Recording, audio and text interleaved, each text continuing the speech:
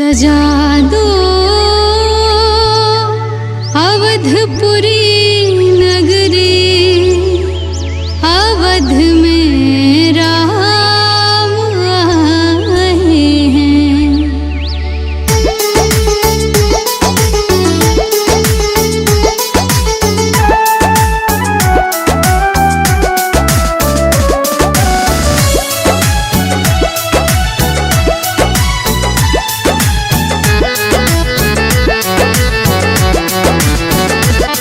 सजा दो अवधपुरी नगरी, सजा दो अवधपुरी नगरी, अवध में राम आए हैं। सजा दो अवधपुरी नगरी, अवध में राम आए हैं। मेरे सरकार आए हैं, मेरे प्रभु राम आए हैं। मेरे सरकार आए हैं, मेरे प्रभु राम आए हैं। अवध में राम आए हैं, मेरे सरकार आए हैं, मेरे सरकार आए हैं।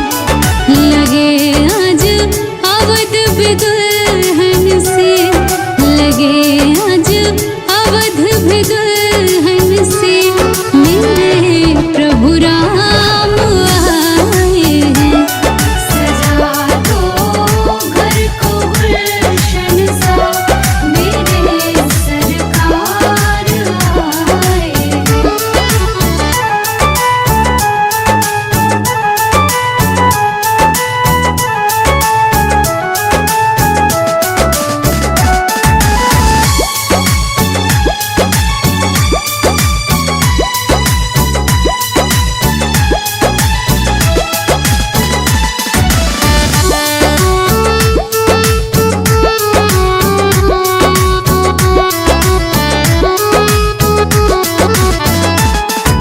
पखारो इनके चरणों को, बहाकर प्रेम की गंगा।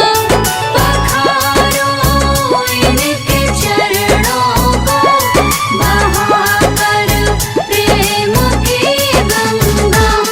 पखारो इनके चरणों को, बहाकर प्रेम की गंगा, बहाकर प्रेम की गंगा।